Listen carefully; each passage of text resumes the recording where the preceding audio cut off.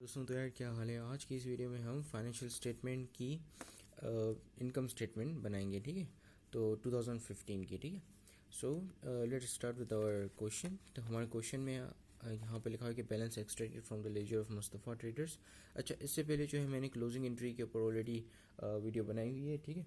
और मेरे पास ये यहाँ पर ये क्लोजिंग एंट्री जो है बनी हुई है, ठीक है। तो हमने उस वीडियो में इस तरह कुछ हमने यहाँ पे क्लोजिंग एंट्रीज बनाई थी, ठीक है। और जिसमें हमारी जो इनकम समरी का बैलेंस जो है वो आया था 1,25,000, ठीक है। जो कि कैपिटल में लेटर ऑन शिफ्ट हो गया था, ठीक है। तो ये हमारी जो है income summary I mean closing entry बनी हुई है, ठीक है। तो इस वीडियो में हम इनकम समरी बनाएंगे, ठीक है। और ये हमारा ये डेटा यहाँ पर मौजूद है। ये बेसिकली ट्रायल बैलेंस है, ठीक है। ये डेबिट की साइड पे और ये क्रेडिट की साइड पे। ये हर वो अकाउंटिंग आइटम जो कि भरने से डेबिट होता है उसको हमने यहाँ मतलब वो आपको यहाँ पे डेबिट की बैलेंसेस में मिलेगा। और हर वो अकाउंटिंग आइटम जो कि भरने से क्रेडिट साइड पे रिकॉर्ड किया जाता है वो आपको यहाँ पे क्रेडिट बैलेंसेस पे मिलेगा, ठीक है। सो यहाँ पे लिखा है कि बैलेंस एक्सट्रैक्टेड किया गया है लेजर से। किसके लेजर से? मुस्तफ़ा ट्रेडर्स के मार्च 31 को 2015 में, बिफोर द एडजस्टमेंट, ठीक है। बिफोर द एडजस्टमेंट यानी कि एडजस्टमेंट करने से पहले ये डेटा निकाला गया है, ठीक है। तो इसका मतलब यहाँ पे हमारे पास एक एडिशनल इन्फॉर्मेशन और एडिशनल डेटा होगा, ठीक है। और ये डेटा जो है वो बिल्कुल मतलब साल के एंड का मतलब महीने का बिल्कुल एंड का डेटा है, जिसमें हमने अभी तक जो हमारी ये वाला जो डेटा है उसको हमने एडजस्ट नहीं किया इससे, ठीक है। अब होता ये है कि ये जो डेटा है ना, ये वाला डेबिट साइड पे जो बैलेंसेस लिखे हैं और जो क्रेडिट साइड पे जो लिखे हुए हैं, ठीक है। ये डेटा होता है मार्च से पहले के महीनों का, ठीक है। मार्च से पहले के महीनों का डेटा होता है, लेकिन ये एक्सट्रैक्टेड किया गया है यानी कि निकाला गया है मार्च 31 को, ठीक है। और मार्च 31 का जो डेटा है ना वो ये होता है, ठीक है। मार्च 31 की एंड का डेटा हमारे पास ये एडजस्टिंग एंट्रीज होती हैं, जिसको हमने जो है इन डेटा में एडजस्ट करके लिखना होता है, ठीक है। इस डेटा में एडजस्ट करके उनको लिखना होता है, ठीक है। तो अब हमारे पास कैश है, मर्चेंडाइज इन्वेंट्री है। और यहाँ पे हम इनकम, क्योंकि हम इनकम स्टेटमेंट बनाने जा रहे हैं, तो इनकम स्टेटमेंट में हम सिर्फ रेवेन्यू और एक्सपेंसेस को देखते हैं, ठीक है। तो हमारे सिर्फ यहाँ पे रेवेन्यू और एक्सपेंसेस आएंगे, ठीक है। और जैसे कैश, मर्चेंडाइज इन्वेंट्री आएगी, कैश नहीं आएगा। कैश एक जो है वो बैलेंस शीट का आइटम है, ठीक है, इनकम स्टेटमेंट का आइटम नहीं है, ठीक है। इसी तरीके से ऑफिस इक्विपमेंट जो है वो भी इनकम स्टेटमेंट का आइटम नहीं, ठीक है। परचेजेस इनकम स्टेटमेंट का आइटम है। सैलरीज एक्सपेंस है इनकम स्टेटमेंट का आइटम, ठीक है। ऑफिस सप्लाईज सिर्फ उस केस में हो सकता है इनकम स्टेटमेंट का आइटम्स अगर ये यूज्ड हो गया हो, ठीक है। एक्सपेंस आउट हो गया तो तभी हम जो ये इनकम स्टेटमेंट में डालेंगे, ठीक है। इसी तरह ही प्रीपेड इंश्योरेंस, अगर यहाँ पे कोई ऐसी इंश्योरेंस है जो कि एक्सपायर्ड हो गई हो, ठीक है। एक्सपायर्ड इंश्योरेंस या जो भी मतलब जो भी एक्सपेंस आउट हो गई है उसको हम इनकम स्टेटमेंट में लेंगे, ठीक है। अदरवाइज ये बैलेंस शीट का आइटम है, ठीक है। इसी तरह से अकाउंट रिसीवेबल्स जो है वो भी बैलेंस शीट का आइटम है। Sales return and allowance, this is the income statement item, ठीक है। फिर आता है आपके पास furniture which is also a balance sheet item, ठीक है। फिर Mustafa drawings and then transportation in जो है वो आपका, और रेंट एक्सपेंस भी आपका जो है वो इनकम स्टेटमेंट आइटम है। ट्रांसपोर्टेशन इन भी आपका इनकम स्टेटमेंट आइटम है, ठीक है। और क्रेडिट साइड पे आपके पास जो इनकम स्टेटमेंट का आइटम है वो है सेल्स हैं, परचेज रिटर्न है, ठीक है। और इसके अलावा आपके पास अकाउंट्स नॉट अकाउंट्स पेबल। उसके अलावा अगर आपके पास कमीशन इनकम, ये जो इनकम अर्नड हो गई है, ठीक है, इनकम अर्नड जो है आपकी उसमें जाएगी इनकम स्टेटमेंट में, ठीक है। वो इनकम स्टेटमेंट का आइटम है। अगर आपके पास अनअर्नड इनकम है तो वो जो है बैलेंस शीट का आइटम है, ठीक है, लायबिलिटी है बेसिकली। तो let's start with our balance sheet. और ये balance I mean income statement, और इनकम स्टेटमेंट को बनाने का कुछ ये फॉर्मेट होता है। आप Mustafa traders income statement for the period ended March 31, 2015, सही है। और ये यहाँ पे हमने दो रोज बना लिए और एक यहाँ पे कितनी बड़ी रो बनी हुई है हमारे पास, ठीक है। तो अब हम जो है वो सबसे पहले अपने रेवेन्यूज रिकॉर्ड करेंगे, फिर कॉस्ट ऑफ गुड सोल्ड निकालेंगे, उसके बाद ग्रोस प्रॉफिट निकालेंगे, फिर अपने तमाम एक्सपेंडिचर्स मतलब तमाम एक्सपेंडिचर्स लेस कर देंगे हमारे ग्रोस प्रॉफिट से, तो हमारे पास नेट इनकम आ जाएगी, ठीक है। सिंपल ये फॉर्मूला होता है, मतलब ये तरीका होता है, ठीक है। ये पैटर्न होता है, ये फॉर्मेट होता है। आपको ये जो है फॉर्मेट बिठा लेना होता है, ठीक है। पहले आपने क्या करनी है, पहले आपने नेट सेल्स निकालनी है, फिर आपने ग्रोस प्रॉफिट निकाल I mean cost of goods sold निकालना है, फिर आपने ग्रोस प्रॉफिट निकालना है, फिर आपने एक्सपेंसेस को माइनस करना है और फिर आपने नेट प्रॉफिट निकालना है, ठीक है। ये अगर ये फॉर्मेट अपने दिमाग में अगर आप बिठा लेंगे तो आपको कभी भी ये नहीं होगा कि अब मुझे क्या ऐड करूँ, अब क्या लेस करूँ, नेट सेल्स आएगा, क्या परचेजेस आएंगे नहीं आएंगे, ठीक है। ये एक सिंपल मेथड है जो कि बिठाने आप अपने दिमाग में तो मतलब जो है आपको आसानी से याद हो जाएगा कि क्या क्या होता है, ठीक है, इनकम स्टेटमेंट में।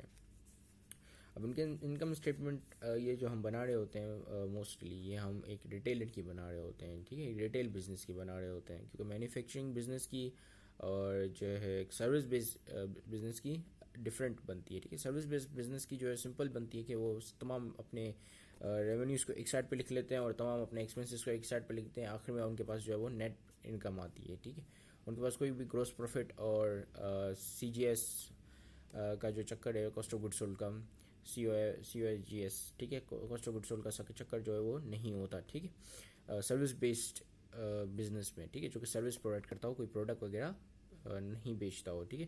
तो थ्रू आउट द 5 ईयर हम जो है वो सिर्फ ऐसी इनकम स्टेटमेंट बनाते हैं जो कि रिटेल कंपनी की हो, ठीक है, मतलब जिसमें सेल्स हुई हो, ठीक है। तो अब हमारे पास सबसे पहले हम यहाँ पे देखेंगे कि हमारे पास सेल्स कितनी है, ठीक है। सेल्स हमेशा आपको क्रेडिट साइड पे मिलेंगी, क्योंकि मैंने आपको बताया था कि यहाँ पे क्रेडिट साइड पे वो बैलेंसेस होता है जो कि बढ़ता है तो हम उसको क्रेडिट करते हैं, तो सेल्स बढ़ती है तो आप उनको क्रेडिट करते हो, ठीक है। तो सेल्स कितनी है, 7,50,000, ठीक है। तो सबसे पहले हम अपना सेल्स यहाँ पे रिकॉर्ड कर लेते हैं, ठीक है। तो ये आ गई हमारी सेल्स। अब हम देखेंगे कि कोई सेल्स रिटर्न या सेल्स डिस्काउंट तो नहीं, अब वो आपको डेबिट साइड पे मिलेगा क्योंकि ये सेल्स को घटाता है, और जब भी हम सेल्स रिटर्न करते हैं तो उसकी एंट्री ये होती है कि सेल्स रिटर्न को हम डेबिट करते हैं, और अकाउंट रिसीवेबल्स, अगर अकाउंट रिसीवेबल्स पे सेल्स हुई तो उसको हम क्रेडिट करते हैं, अदरवाइज कैश पे, ठीक है। तो आपके पास यहाँ पे अगर सेल्स रिटर्न या डिस्काउंट होगा तो वो डेबिट साइड पे होगा, ठीक है। तो अगर यहाँ पर अगर आप देखें तो ये रहा सेल्स रिटर्न एंड अलाउंसेस, ठीक है, कितना 5,000, ठीक है, 5,000 का आपका सेल्स रिटर्न है, और यहाँ पर आपके पास कहीं पे भी सेल्स डिस्काउंट नहीं है, तो सिर्फ 5,000 से आप जो है इसको लेस कर दोगे, ठीक है। 5,000 आपका यहाँ पे सेल्स रिटर्न एंड अलाउंसेस है, तो आप यहाँ पे लिख लेंगे, ठीक है, सेल्स रिटर्न एंड अलाउंसेस ये 5,000, क्योंकि ये सेल्स को कम करेगा, ठीक है, सेल्स रिटर्न हो गई ना तो कम हो गई सेल्स, ठीक है। तो जिसके वजह से हमने इसको माइनस में लिखा है, तो ये अब हमारे पास यहाँ आ जाएंगी नेट सेल्स, ठीक है। नेट सेल्स कितनी होंगी, 7,45,000, ठीक है। तो यहाँ पे हम लिख लेंगे 7,45,000, this is our net sales, ठीक है। अब हमें देखना है कि जो माल हमने सेल्स किया, ठीक है, सेल किया, नेट सेल्स का मतलब कि हमने कुछ ना कोई चीज़ बेची है, ठीक है। सेल्स का मतलब क्या होता है कि हमने चीज़ें बेची हैं, ठीक है। तो कोई जो चीज़ें हमने बेची हैं उनकी हमें क्या कॉस्ट पर, यानी कि वो चीज़ें हमने कितने में ख़रीदी थी, ये होता है cost of goods sold. Cost of goods sold का मतलब होता है कि वो कॉस्ट जो आपको पड़ी जो आपने गुड्स सोल्ड किए उसकी, ठीक है, यानी कि जो सामान आपने सेल किए वो सामान आपको कितने के पड़े, ठीक है। तो वो जितने के आपको पड़े वो ऑब्वियसली आप जो है इस सेल्स में से निकाल लेते हो ताकि आपके पास ग्रॉस प्रॉफिट आ जाए, ठीक है। यानी कि सिर्फ सामान बेचने पर या मार्कअप से आपने जो मार्कअप लगाया है अपनी सामान पे, गुड्स पे या इन्वेंट्री पर, उसको बेचने पर आपको अपने मार्कअप से कितना अर्न किया, ठीक है। मार्कअप यानी कि जो आप जैसे लेट्स सपोज कि आपने एक बॉल खरीदा, ठीक है, बॉल, वो बॉल आपने 30 रुपये का खरीदा था लेकिन 50 रुपीज़ का बेचा है, तो इसका मतलब कि आपने जो इसके ऊपर मार्कअप लगाया, ठीक है, 20 रुपीज़ का, तो 20 रुपीज़ आपका एक ग्रॉस प्रॉफिट हुआ। तो हम यहाँ पे देखते हैं कि मार्कअप से कितना प्रॉफिट हुआ, ठीक है, cost of goods sold, this is why we compute cost of goods sold, ठीक है। कॉस्ट ऑफ गुड्स सोल्ड को कंप्यूट करने का ये तरीका होता है कि सबसे पहले आप जो है अपनी मर्चेंडाइज ओपनिंग लेते हो, ठीक है। मर्चेंडाइज ओपनिंग क्या होती है, जो पिछले मंथ होता है, आई मीन पिछला साल होता है या पिछला मंथ होता है, उसकी जो एंडिंग इन्वेंट्री होती है, ठीक है। एंडिंग इन्वेंट्री यानी कि जो इन्वेंट्री आपके हाथ में, मतलब आपके पास बच गई, जो आपने अपनी सोल्ड नहीं की, ठीक है, जो कि अनसोल्ड इन्वेंट्री आपके पास बच गई, तो उसको आप कहते हैं एंडिंग इन्वेंट्री, ठीक है। अब एंडिंग इन्वेंट्री आपकी जो नेक्स्ट ईयर की ओपनिंग होती है, ठीक है, क्योंकि ऑब्वियसली वो इस साल सेल नहीं हुई तो आप अगले साल उसको बेचोगे, ठीक है। तो जब अगले साल आप वो जो आपके पास ये इन्वेंट्री आएगी तो आप इस साल की, मतलब जो करंट ईयर है उसकी आप इसको ओपनिंग रिकॉर्ड करोगे, ठीक है। तो ओपनिंग फिर आप जो क्या करोगे कि बस ये इन्वेंट्री आपके पास पड़ी, अब इसको ही तो नहीं बेचोगे ना, आप क्या करोगे, और ज़्यादा इन्वेंट्री लेकर आओगे, तो उसको हम कहते हैं परचेजेस, ठीक है। जो और ज़्यादा हम इन्वेंट्री लेकर आते हैं और जो उस इन्वेंट्री को ओपनिंग इन्वेंट्री में एडअप कर देते हैं उसको हम कहते हैं परचेजेस, ठीक है। अब परचेजेस और इन्वेंट्री मिलाकर जो है वो कॉस्ट ऑफ गुड्स सोल्ड बनाते हैं, ठीक है। लेकिन फिर आप देखते हो कि इस साल के एंड में आपके पास कितनी इन्वेंट्री बच गई। अब जो बच गई तो उसका मतलब कि वो अनसोल्ड है, ठीक है, इस साल की एंडिंग इन्वेंट्री। तो जिसके वजह से आप एंडिंग इन्वेंट्री को जो टोटल आपकी जो ओपनिंग इन्वेंट्री और परचेजेस में से आप एंडिंग इन्वेंट्री को लेस कर देते हो, तो आपके पास क्या आ जाता है, कॉस्ट ऑफ गुड्स सोल्ड, यानी कि वो कॉस्ट मतलब वो गुड्स जो सोल्ड हो गए उनकी कॉस्ट, ठीक है। तो अब यहाँ पर हम भी यही करेंगे। तो सबसे पहले हम देखेंगे कि हमारी ओपनिंग इन्वेंट्री क्या है। ओपनिंग इन्वेंट्री हमेशा आपको जो है यहाँ पे डेबिट साइड पे मिलेगी, और आपको एंडिंग इन्वेंट्री हमेशा आपको जो है एडजस्टमेंट में मिलेगी, ठीक है। एंडिंग इन्वेंट्री एडजस्टमेंट में क्यों मिलेगी, क्योंकि ये एंडिंग का डेटा है, ठीक है, मंथ के एंड का डेटा है, ठीक है। मंथ के एंड का डेटा आपको हमेशा एडजस्टमेंट में मिलेगा, क्योंकि यहाँ पे लिखा हुआ है, ठीक है, for the adjustment on March 31, 2015 and का डेटा यहाँ पे। और ये जो डेटा एक्सट्रैक्टेड किया गया है ये पूरे जो है वो मार्च से पहले के महीनों का भी हो सकता है, ठीक है, क्योंकि ये डेटा खाली एक्सट्रैक्ट किया गया है March 1 का। ये डेटा March 31 का है नहीं, है एक्सट्रैक्ट किया गया है उस जो है महीने में, ठीक है। सो अब हमारे पास मर्चेंडाइज इन्वेंट्री ओपनिंग है 80,000, ठीक है। 80,000 की हमारे पास ओपनिंग इन्वेंट्री है, यानी कि जो पिछले साल की जो इन्वेंट्री बच गई थी वो 80,000 थी, जो हम इस साल के ओपनिंग में लेकर आए, ठीक है। तो हम यहाँ पे लिख लेते हैं ओपनिंग इन्वेंट्री कितनी है, 80,000, ठीक है, ओपनिंग इन्वेंट्री। अब हम देखेंगे कि बिजनेस ने क्या चीज़ें परचेजेस की हैं, ठीक है। सो परचेजेस हुई हैं 5,20,000 की, ठीक है, यानी कि इन्वेंट्री आपके पास या बिजनेस के पास इतनी पड़ी हुई थी, बिजनेस से और ज़्यादा इन्वेंट्री लेकर आए, ठीक है, और ज़्यादा जाके परचेजेस कर ली ताकि और ज़्यादा इन्वेंट्री आ जाए, फिर मैं इतनी सारी इन्वेंट्री सोल्ड करूँ, ठीक है। तो परचेजेस कितने की बिजनेस ने 5,20,000 की, ठीक है। तो हम यहाँ पे इस परचेजेस को इन्वेंट्री ओपनिंग इन्वेंट्री में ऐड कर देते हैं, ठीक है। अब इसके अलावा यहाँ पे एक और चीज़ ऐड होगी, वो है ट्रांसपोर्टेशन इन। अब ये क्यों ऐड हो रहा है, अब ये इसलिए ऐड हो रहा है, देखो जब भी आप परचेजेस करते हो तो इन्वेंट्री के कॉस्ट आती है आपको, राइट, कि आपने ये पैसे दिए, आपको इतने की इन्वेंट्री मिली, ठीक है, और ये इन्वेंट्री आपने for the purpose of reselling के लिए ली है, ठीक है, कि मैं इसके ऊपर मार्कअप चार्ज करके इसको आगे ज़्यादा पैसों में ज़्यादा दाम में सेल करूँगा, ठीक है। अब जब आप वहाँ से इन्वेंट्री वाले से जो अपनी दुकान तक या अपने बिजनेस तक ये जो इन्वेंट्री लेकर आए, ये ऑब्वियसली ये जो है बड़ी बड़ी ट्रक्स में आई होंगी, ठीक है, बड़ी बड़ी ट्रक्स या सुजुकी इसमें आई होंगी। तो जो सुजुकी वाला भी अपनी कॉस्ट पैसा लेगा, ठीक है, बोलेगा कि मैं आपकी इन्वेंट्री वहाँ से यहाँ लेकर आया, मुझे पैसे तो चाहिए होंगे ना ऑब्वियसली। तो जो आप उसको पैसे दोगे वो आप उसको आप कहोगे ट्रांसपोर्टेशन इन, ठीक है, यानी कि वो ट्रांसपोर्टेशन आपकी बिजनेस के अंदर लेकर आया, ठीक है। इसको हम जो है वो और ज़्यादा टेक्निकल टर्म्स में बोलते हैं इनवर्ट्स लॉजिस्टिक्स, ठीक है, सप्लाई चेन का बेसिकली यहाँ पे कॉन्सेप्ट आ रहा है, इनवर्ट्स लॉजिस्टिक्स बोलते हैं हम इसे टेक्निकल फाइनेंशियल टर्म्स में, ठीक है। सो लॉजिस्टिक्स का मतलब होता है सप्लाई चेन, ठीक है। सो अब ये ट्रांसपोर्टेशन इन भी ऑब्वियसली अब आप कहोगे कि ये 4,000 जो है मैं उसको अपना एक्सपेंस तो नहीं रिकॉर्ड कर सकता ना, तो आप 4,000 जो है उसको अपनी इन्वेंट्री की कॉस्ट मान लेते हो, ठीक है, क्योंकि आपको इन्वेंट्री के वो लेकर आने में आपको इतनी कॉस्ट लगी, ठीक है। एक तो इन्वेंट्री आपने खरीदी और दूसरा जो इन्वेंट्री आप लेकर आए उसमें आपको इतनी कॉस्ट ये बेयर करना पड़ा, ठीक है। तो जैसे फॉर एग्जांपल हम जब मशीन खरीदते हैं तो मशीन को जब घर लेकर आते हैं तो मशीन लेट सपोज हमें 10,000 की पड़ती है, तो जब हम घर लेकर आते हैं तो 1,000 रुपये उसके ऊपर किराया देते हैं, ठीक है। जो जैसे ही हम घर लेकर आते हैं तो हमारा पड़ोसी आके हमसे पूछता है भाई कितने की मशीन ली, तो आप उसको कहते हो 10,000 में, पड़ोसी बोलता है ये लो 10,000 में ये मशीन ले रहा हूँ, तो आप क्या 10,000 में दे दोगे मशीन को, ऑब्वियसली नॉट। आप कहोगे कि मैं ट्रांसपोर्टेशन पैसे भर के आया हूँ इस मशीन के ऊपर, ठीक है, ये मशीन खुद चल के नहीं आई है मेरे घर पे, मैंने इसके ऊपर पैसे भरे हैं, तो मैं वो पैसे भी निकालूंगा आपसे, ठीक है। तो आप मशीन को 10,000 में नहीं बल्कि 11,000 में बेचोगे, और अगर आपको मार्कअप लगाना होगा तो आप 12,000 में बेचोगे, ठीक है। So this is how it's works, ठीक है। तो जिसकी वजह से आपको जो ट्रांसपोर्टेशन इनको भी परचेजेस में एडअप करना पड़ता है, ठीक है।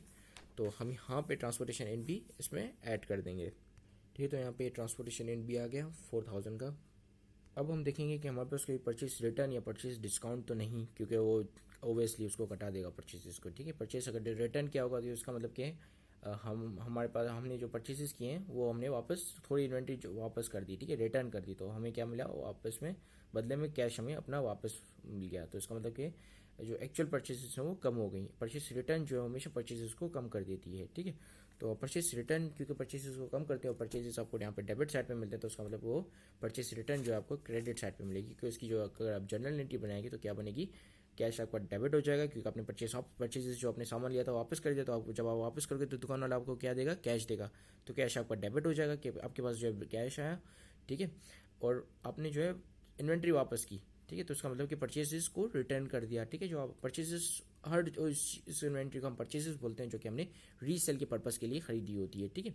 तो परचेजेस आपने वापस कर दी, तो इसका मतलब कि परचेज रिटर्न जो आपका क्रेडिट हो गया। तो परचेज रिटर्न जब भी बढ़ता है तो हम उसको क्रेडिट करते हैं, तो उसका मतलब आपको ये क्रेडिट बैलेंस पे मिलेगा। तो ये रहा परचेज रिटर्न, ठीक है। एंड अलाउंसेस 5000, तो ये आप उसमें से लेस कर दोगे 5000, ठीक है। तो ये आ गया आपका परचेज रिटर्न, ये ब्रैकेट में, तो उसका मतलब कि ये माइनस में है, ठीक है। अब हमारे पास आखिरी जो चीज़ आएगी वो आएगी एंडिंग इन्वेंट्री, ठीक है। तो एंडिंग, लेकिन इससे पहले आप देखो कि आपके पास परचेज डिस्काउंट तो नहीं, ठीक है। अगर वो भी होगा तो वो भी माइनस में आएगा, ठीक है।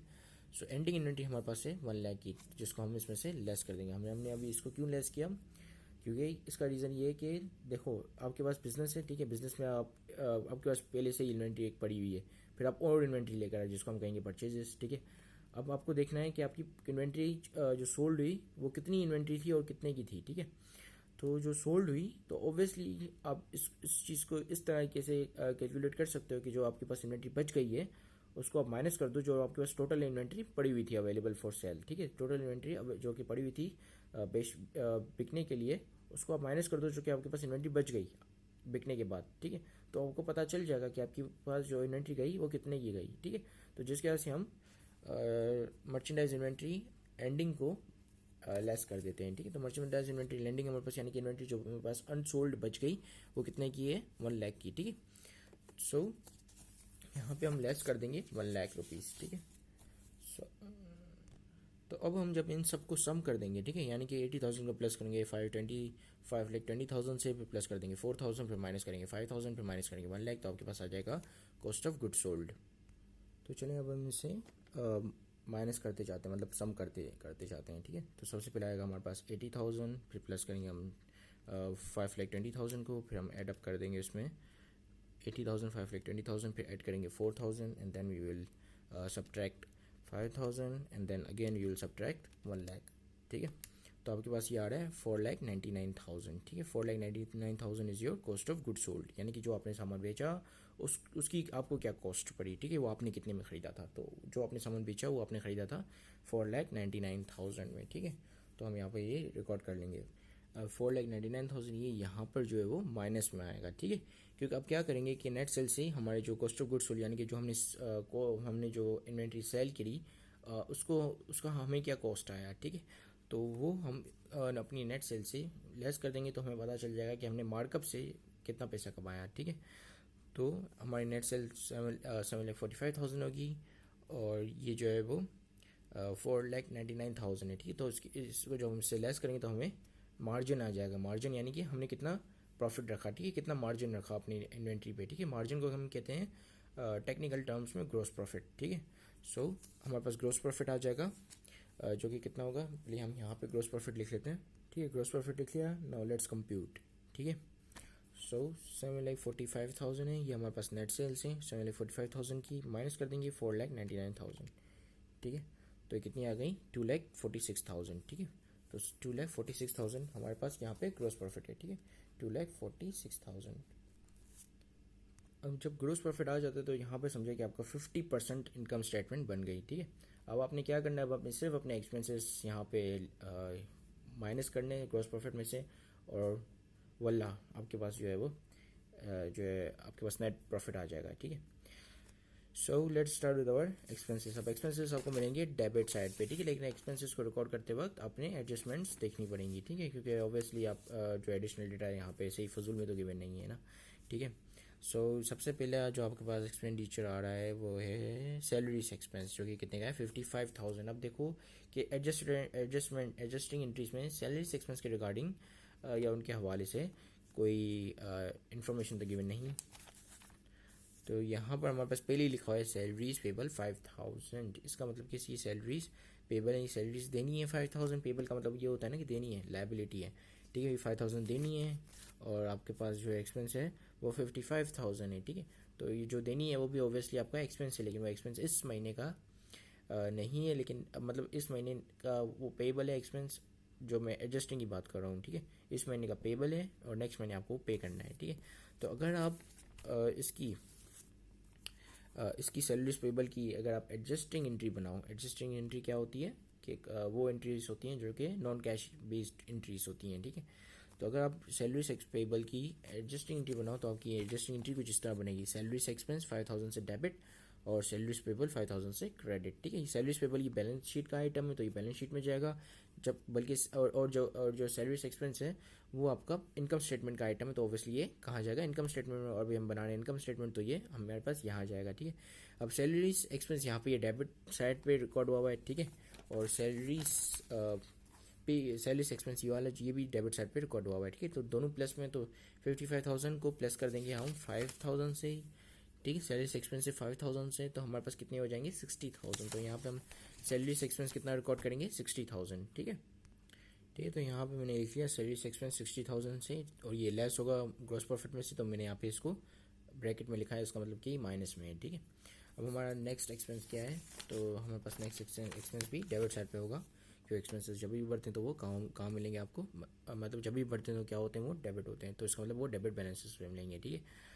तो आपके पास जो दूसरा है वो लॉन्च ऑफ फर्नीचर है, ठीक है। ट्रांसपोर्टेशन एंड रेंट एक्सपेंस है कितने का 50,000 का, ठीक है। सो रेंट एक्सपेंस जो है वो आप यहाँ पे लिख लोगे, ठीक है। Rent expense 50,000,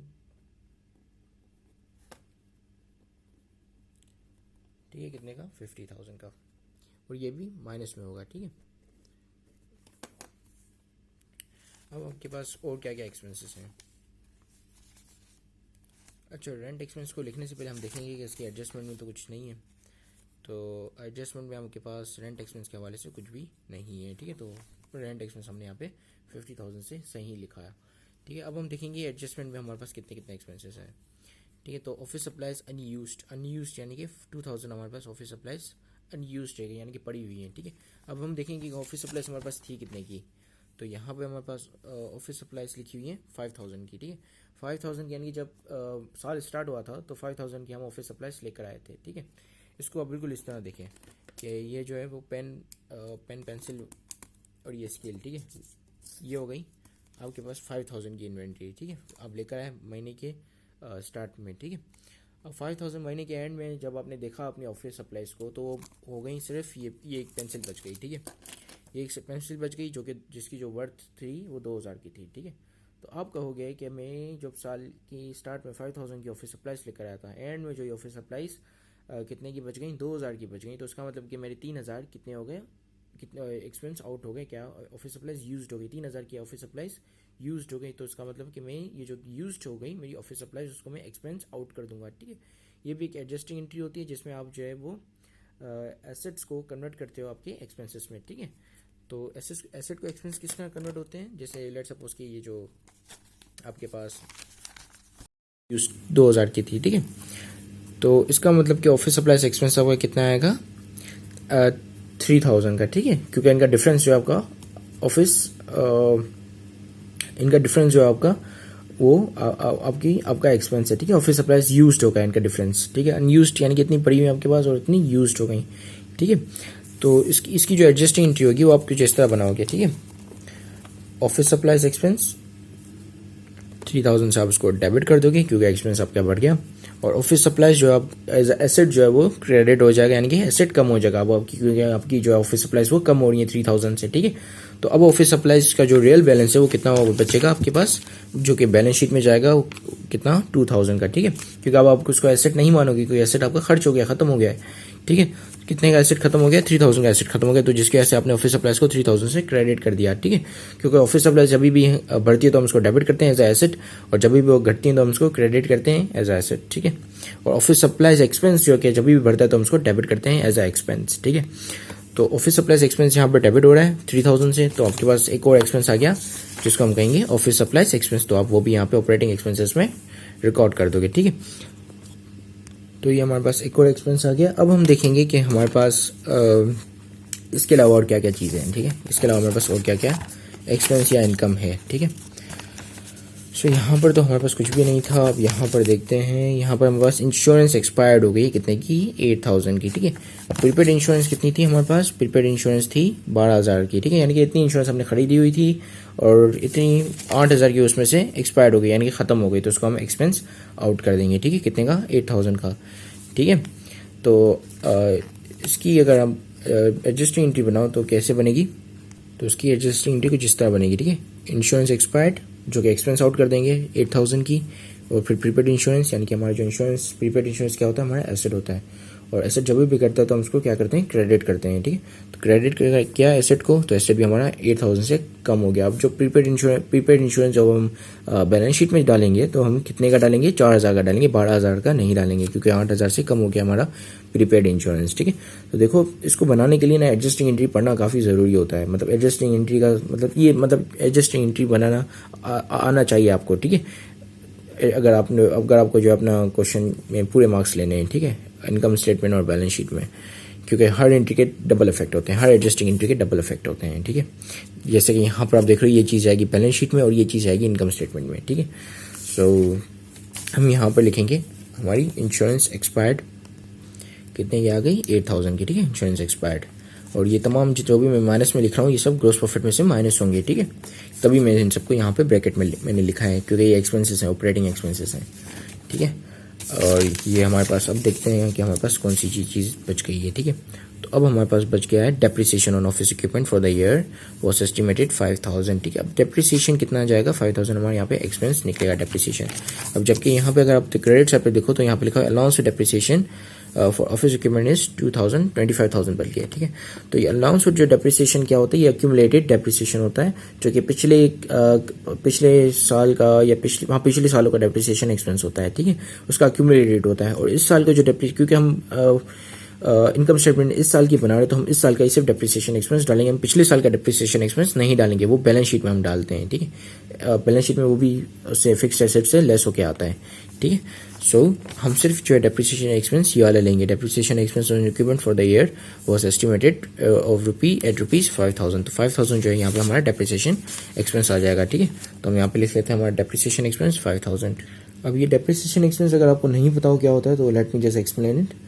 depreciation expense basically क्या होता है कि जो फिक्स्ड एसेट है, फिक्स्ड एसेट क्या होता है, वो डेप्रिशिएट होता रहता है फिक्स्ड एसेट, यानी कि उसमें पुरानोदगी आती रहती है, यानी कि वो कम, मतलब कि वो पुराना होता जाता है तो उसकी वैल्यू कम होती जाती है, और जितने से उसकी वैल्यू कम होती है उसको हम डेप्रिसिएशन बोलते हैं। जब आप सेकेंड ईयर में जाओगे तो आपको ये पूरा मतलब बताया जाएगा कि किस तरह डेप्रिसिएशन एक्सपेंस निकलता है, ठीक है, किस तरह आप जो अलाउंस फॉर डेप्रिसिएशन निकालते रहते हो, ठीक है।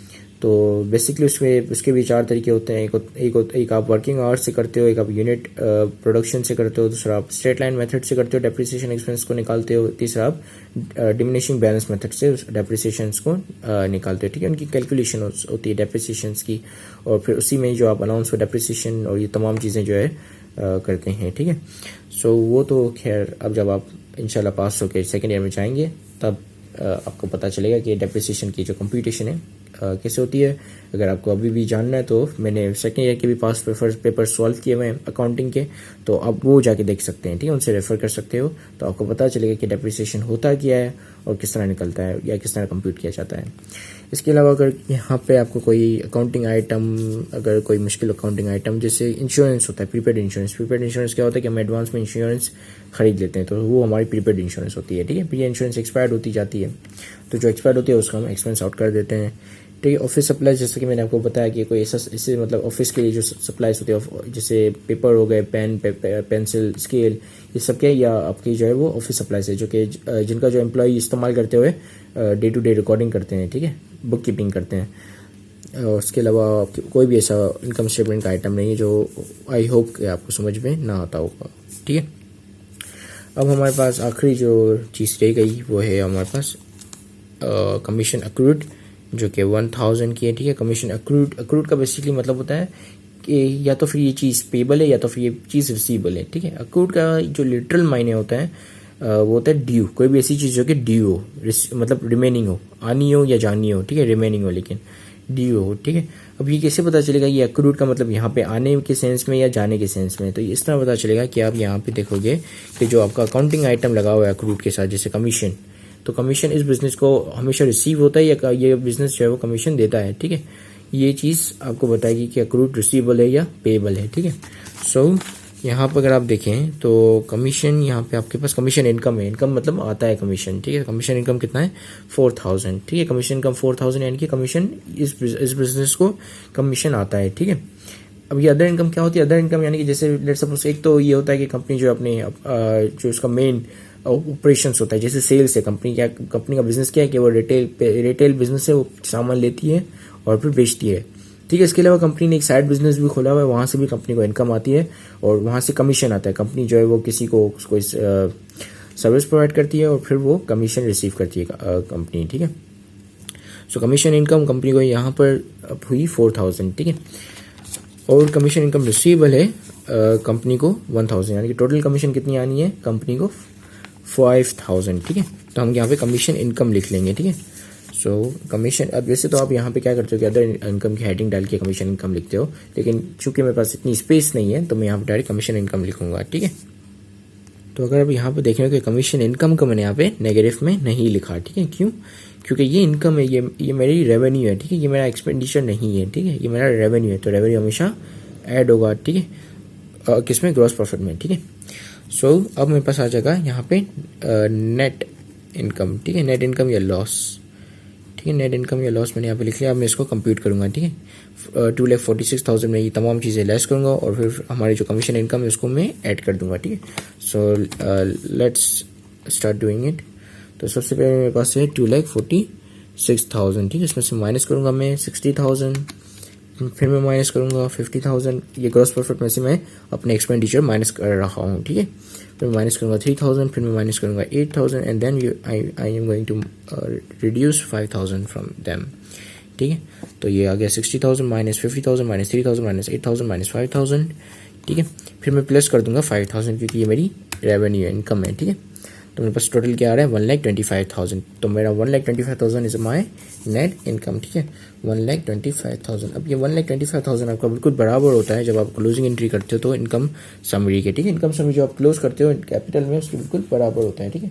यहाँ पे हमने देखा कि हमारा जो ये 1,25,000 हमारी नेट इनकम आई, ठीक है। अब यहाँ पे अगर इनकम समरी देखो जो क्लोज हुई है कैपिटल में, वो भी आपकी कितनी है 1,25,000, ठीक है। तो जब इनकम समरी और इनकम समरी या तो फिर आप इनकम स्टेटमेंट बनाओ तो ये एक ही चीज़ देती है आपको, एक ही आंसर देती है, एक ही रिजल्ट देती है। तो मोस्टली ये होता है कि आपके जो मोस्टली क्वेश्चंस ये होते हैं कि आपको चॉइस होती है कि या तो क्लोजिंग एंट्री बनाओ या तो फिर इनकम समरी बनाओ, ठीक है। कि दोनों का जो एंड रिजल्ट है वो सेम होता है। इनकम समरी आपकी 1,25,000 की होती है और आपकी जो नेट इनकम भी 1,25,000 की आती है, ठीक है। तो दिस इज इट। लेकिन बैलेंस शीट जो मोस्टली ऐसा होता है कि बैलेंस शीट आपको बनानी होती है, ठीक है। और बैलेंस शीट जो आप इनकम क्लोजिंग एंट्री बनाकर भी बना सकते हैं आप बैलेंस शीट, और इनकम स्टेटमेंट बनाकर भी आप बैलेंस शीट इजीली बना सकते हैं। कि बैलेंस शीट में एक ही चीज़ जाती है, वो है नेट प्रॉफिट या नेट लॉस, ठीक है। तो this is it. Thank you very much for watching this video. Have a great day and अल्लाह हाफिज़।